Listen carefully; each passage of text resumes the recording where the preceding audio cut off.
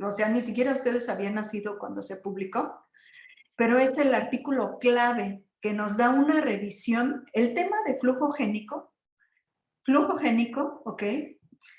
Voy a empezar el último proceso microevolutivo y eso no quiere decir que ya los vamos a acabar. El último proceso microevolutivo que vamos a revisar se llama flujo génico. Luego vamos a ver los equilibrios entre mutación, selección. De hecho, ya vimos con el Tay-Sachs, vimos mutación, selección. Ok, ahora fíjate bien. Lo primero que tenemos que hacer es establecer el concepto de flujo génico. El tema de flujo génico, y el flujo génico fue reconocido desde 1900, desde los 40, por Sewall Wright, el papá de la genética de poblaciones. Ok. Te vas a encontrar artículos realmente muy viejitos de flujo génico. Sewall Wright elaboró toda la teoría matemática de la genética de poblaciones en el modelo de un locus, dos alelos, y fíjense qué hermoso es. Cuando ni siquiera sabíamos que el ADN era el material genético. Ni siquiera sabíamos que era un gen, ni siquiera sabíamos, ¿no? Y les repito, les reitero, el resultado en el cual se estaba basando Sewall Wright era Mendel, de un rasgo con dos factores de la herencia, ¿sí? Quiere decir que Sewall Wright aterrizó como en automático esos factores de la herencia, lo que posteriormente conocimos como alelos, ¿sí? Ok, muy bien. Ahora, lo que quiero hacer aquí es primero establecer el concepto de flujo génico. Flujo génico se reconoce como un proceso microevolutivo. En consecuencia, ojo con esto, porque veo errores conceptuales fuertísimos en gente de doctorado. No saben teoría, no saben teoría. Entonces, cuando dices que es un proceso microevolutivo, quiere decir que lo estás midiendo y está actuando en las poblaciones. Y el concepto de población no lo puede romper. Ustedes en el examen, varios de ustedes rompieron el concepto de población en el momento en que juntaron los alelos de un locus con las distintas poblaciones. Eso es un error tremendo. No solamente del modo en que no entiendes la ecuación, es porque rompiste el concepto de población. Población es el conjunto de individuos que coexisten en el espacio y en el tiempo. Por lo tanto, yo no puedo agarrar los alelos de un locus y sumarlos sin barreras geográficas entre las distintas poblaciones. ¿Sí? Esto es grave, es gravísimo, es gravísimo. Allí no tengo más remedio que ponerte una respuesta mal. La respuesta está mal, el procedimiento está mal, porque de fondo no reflexionaste en tu concepto de que estás viendo genética de poblaciones. Se tiene que analizar todo por población, por paquetes llamados poblaciones. ¿Sí? Ok. Bueno, esto es tan fuerte, que veo muchos trabajos, me llegan muchas tesis de posgrado que dicen el flujo génico entre especies. Si una especie, una entidad evolutiva que reconocemos como una especie, no mantiene una barrera geográfica, una barrera reproductiva con otra, quiere decir entonces que tú estás hablando de entidades evolutivas distintas y lo que tienes adentro de cada una no son poblaciones, son las poblaciones de cada especie. Pero allí se llama hibridación y se llama flujo génico. Allí es concepto. Eso es lo que quiero decir con marco teórico.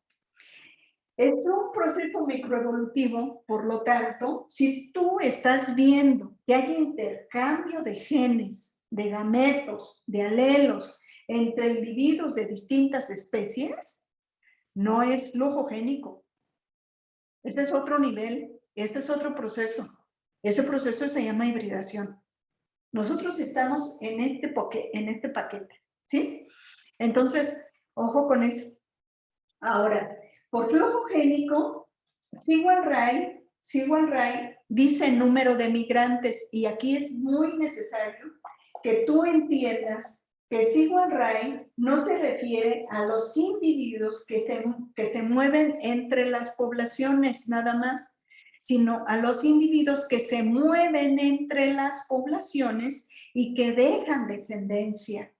Es decir, él está implicitando en toda la literatura, cuando tú veas el tema de flujo génico, no, y te diga nada más migrantes, cuando te diga nada más eso, no quiere decir entonces que se refiera a cuántos individuos se intercambian.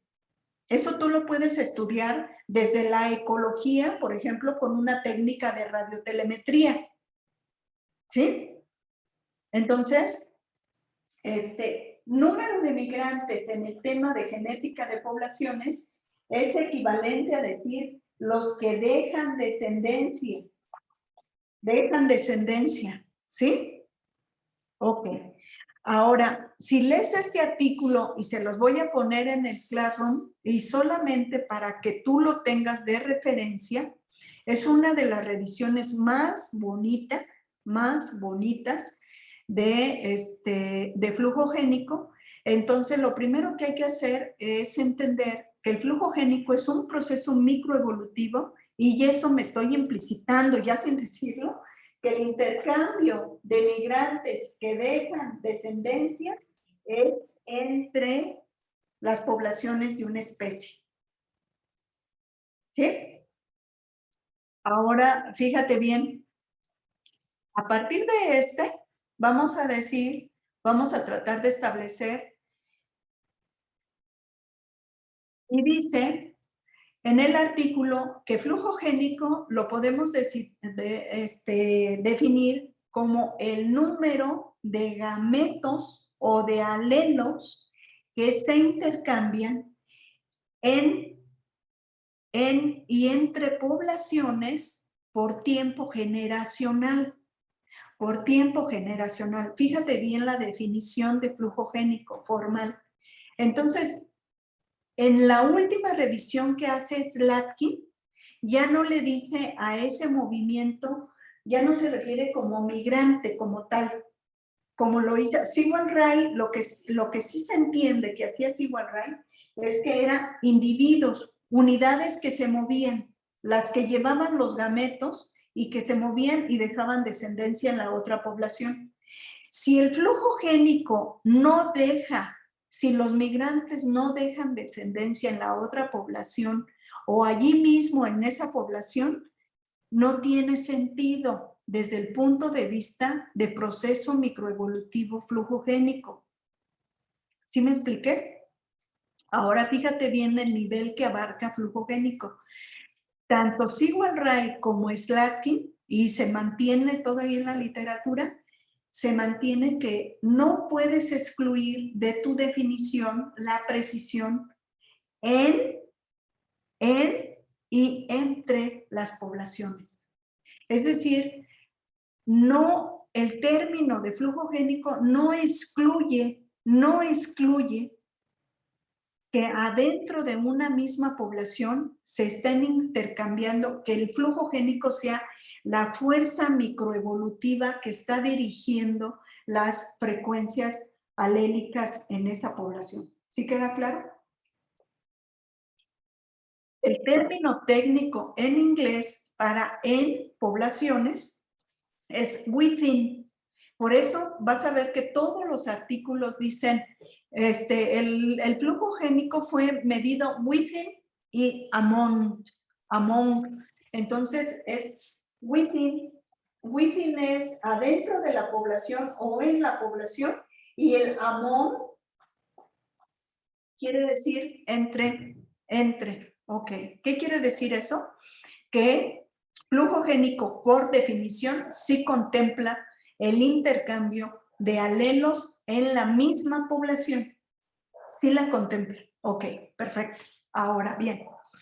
Y no lo establecemos por un lapso de años, sino por tiempo generacional. De tarea te voy a dejar que investigues qué es el tiempo generacional.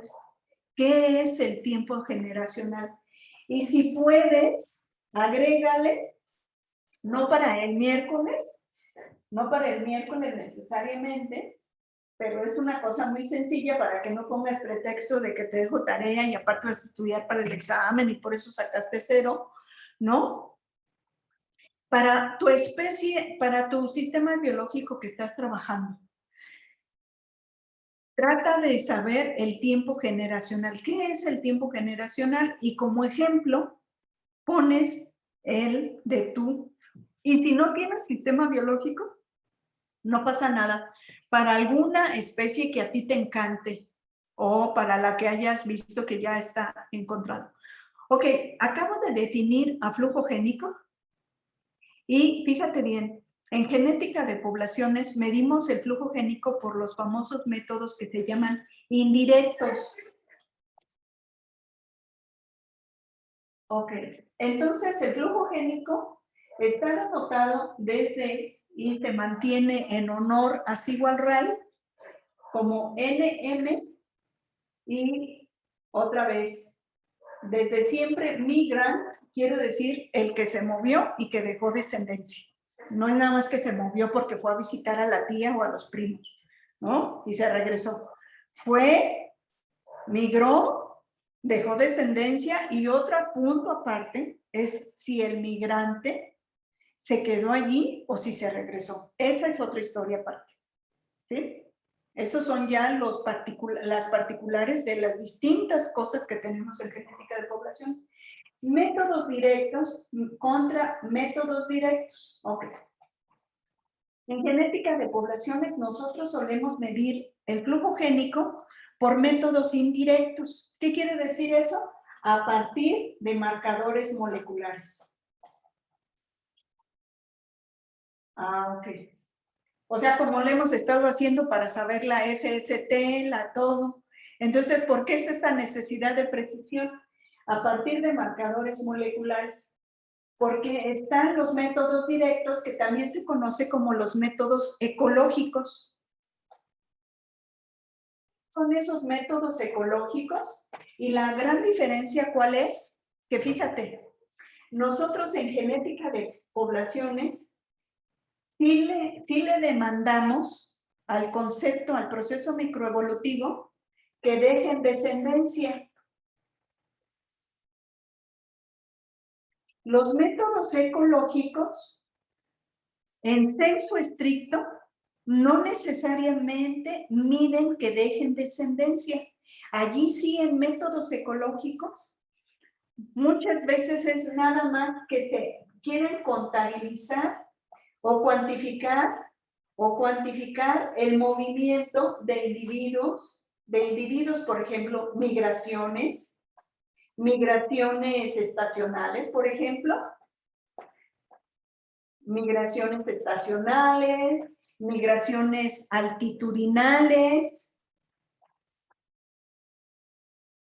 ¿sí? Migración estacional, por ejemplo, todas las aves que nos llegan ahorita, que ustedes ya se fijaron, si están rodeados de unos poquitos árboles, ya se fijaron que desde finales de octubre ya nos llegaron las migrantes del sureste de Canadá y del norte de Estados Unidos. ¿Por qué? Pues porque los primeros frentes fríos que aquí nos demandan un suétercito, pues allá ya les están demandando temperaturas cercanas o que oscilen ya por debajo de los 10 grados, ¿no? Entonces, ellos se tienen que mover. Y eso se puede saber con anillos. Los ornitólogos les ponen unos anillos y entonces ya saben con eso cuál es la ruta, que si es visitante de invierno, que si es visitante de esto, y no se vienen a reproducir esas especies aquí. Eso es muy importante. No se vienen a reproducir aquí. O que si le pones por telemetría a las ballenas o a los delfines y ves cómo se mueven a lo largo del Atlántico, del Pacífico, porque estás solamente siguiendo un dato ecológico. Lo que te importa es no tanto si van a dejar descendencia, como a nosotros sí nos importa eso, ¿sí? Entonces, esa es una gran diferencia. El genetista de poblaciones podría también utilizar métodos directos, sí, y tiene que estar consciente de si por ejemplo, agarra jaguares y le pone collarines a los jaguares porque quiere ver cómo se mueven en la lacandona, en el más del millón de hectáreas que tiene la lacandona todavía. Y los jaguares que no saben nada de fronteras políticas, pues les da lo mismo si se cruzan a Belice o se cruzan a Guatemala y viceversa, ¿no? Entonces no pasa nada. Pero allí el ecólogo sobre todo lo que quiere ver es uso de hábitats, por ejemplo. Quiere ver cuántas hectáreas se usa un macho, cuánto territorio defiende un macho, por ejemplo, cuántos jaguares hay por hectárea. Entonces, la pregunta es distinta, pero si ya va y le saca una gotita de sangre, por ejemplo, o le corta un pedacito de oreja y lo mete a un buffer y se lo lleva al genetista de poblaciones y le dice, oye, sácame todo lo que puedas de esto, ¿no? Entonces, el genetista de poblaciones con marcadores moleculares le va a poder decir, fíjate que tengo un flujo génico estimado entre los jaguares que me trajiste de Honduras con los que me trajiste de Guatemala, los que me trajiste de la lacandona y de los dos que pescaste de Veracruz, por ejemplo, ¿no? Entonces, ¿esto qué quiere decir? Que nosotros sí queremos, necesitamos, cambia, es crítico para nosotros que el flujo génico lo estamos midiendo en herencia de alelos, ¿sí? Entonces, eso es lo que quiere decir. Ahora, ¿qué otra cosa voy a necesitar para empezar el tema del flujo génico? Vas a recuperar los artículos que hemos estado trabajando para la siguiente clase y en esa siguiente clase vamos a fijarnos sobre todo en los valores, si midieron el flujo génico, porque lo que nosotros hacemos en genética de poblaciones es utilizar modelos de flujo génico. Cuando en ciencia uno necesita utilizar modelos, quiere decir que no sabes con certeza cómo ocurre en sí mismo el proceso en la naturaleza y que vas a postular que es, bueno, entonces, ¿para qué son estos modelos? Para que el investigador, el estudioso, postula el movimiento y ese movimiento de alelos por tiempo generacional, ¿a cómo los vamos a postular? Sobre todo en una gran diferencia en la dirección. ¿Qué es eso de la dirección? Que vamos a postular si el flujo génico se intercambia de manera aleatoria entre todas las poblaciones o si se tiende siempre a dirigir hacia de una población hacia la otra por alguna razón. ¿Qué va a ser crítico que nosotros tengamos en cuenta de conocimiento para cuando trabajas el tema de flujo génico? Que sepas el sistema reproductivo de la especie. Es fundamental. Sí, Paris. A lo mejor tal vez no es con lo que estamos viendo ahorita, pero de que, por ejemplo, lo que estaba diciendo de los jaguares, de que se encontraban en Veracruz, se podría decir a través de lo de los marcadores moleculares si pertenecen a alguna población de la lacandona o de Guatemala y que se desplazaron hacia Veracruz. Esa no es una pregunta de flujo génico, pero sí la puedes contestar con marcadores moleculares. Ok, sí, nada más era O sea, eso. aquí Por sí eso te la digo. puedes contestar. Por ejemplo, allí lo que te convendría hacer sería un estudio que tuviera dos componentes o dos perspectivas, tanto la ecológica, que te consigas mucho dinero de un proyecto, que le pongas collarines y que además hagas la parte genética, y con la parte genética yo te propondría al menos el uso de 2 marcadores moleculares. Y te lo voy a decir de una vez porque esto es parte de lo que voy a decir en la clase. Ok. Los marcadores moleculares tipo RAPIDS y tipo microsatélites recuperan procesos de flujo génico en tiempos más recientes relativamente, sin que te pueda decir un margen de años, pero recuperan procesos de flujo génico más recientes que lo que recupera el ADN mitocondrial, que te recupera procesos de flujo génico en escalas de tiempo mucho más largas. Y yo ya lo había mencionado en el artículo de secuencias del Quetzal, en el momento en que salieron los haplotipos de Guatemala con ADN mitocondrial insertados con los de México. El ADN mitocondrial no nos sirve por escala de tiempo que tiene y por la tasa de mutación, no nos sirve para saber qué pasó. Lo que nos estaba diciendo Guatemala y México tenían un flujo génico entre ellas. Y luego Rapids, la historia que nos cuenta Rapids es que separa México, separa a Guatemala junto con El Salvador y Nicaragua, y entonces nos está diciendo Rapids, por lo tanto, a pesar de todas las críticas, está recuperando un proceso de flujo génico que ya me muestra los cambios a raíz de toda la fragmentación ocurrida en los últimos 200 años en los bosques de niebla. ¿Sí? Entonces, por ejemplo, mitocondrial nos diría una historia a largo plazo, por así decirlo. Sí, o sea, un tiempo, y le decimos que nos cuenta una historia de flujo génico histórica y nada más es relativo. Eso lo tienes. Entonces yo eso es la propuesta que te haría. Si tú tienes entre tus fines identificar, por ejemplo, si los jaguares de Veracruz se mueven incluso se reproducen hasta con los de Chiapas por algún modo que no entenderíamos dónde están los corredores, por ejemplo. Ahí sí necesitarías, para que quede completo, porque ya estaría visualizando el resultado genético no va a ser suficiente. O sea, te va a llevar seguramente a callejones que no van a ser concluyentes. ¿Qué haría yo? Tratar a la par de hacer la parte genética y conseguir mucho dinero para ponerles collarines tanto a hembras como a machos.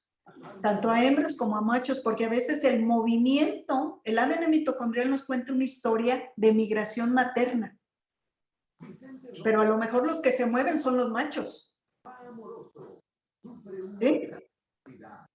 Sí queda claro, y ahí es donde uno ya se da cuenta que el genetista necesita por eso saber muy bien todo el genoma, cómo funcionan los marcadores, más allá de que después te metas al laboratorio a hacerlos. Tienes que tener todo ese background de conocimiento teórico para que puedas entonces diseñar el estudio.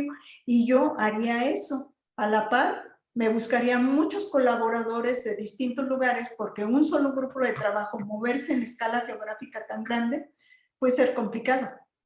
Pero si te buscas a gente que está en la UJAT de Villahermosa, te buscas a gente de COSUR en Chiapas, te buscas a gente de Guatemala, así sacas un proyecto internacional y todo el mundo ve en la publicación, no pasa nada, y cuentas una historia mucho más completa y más bonita. Okay. ¿Sí? Muy bien, jóvenes, entonces los veo el miércoles empezando, quizá les diga que hagamos ese ejercicio de que todos entre hoy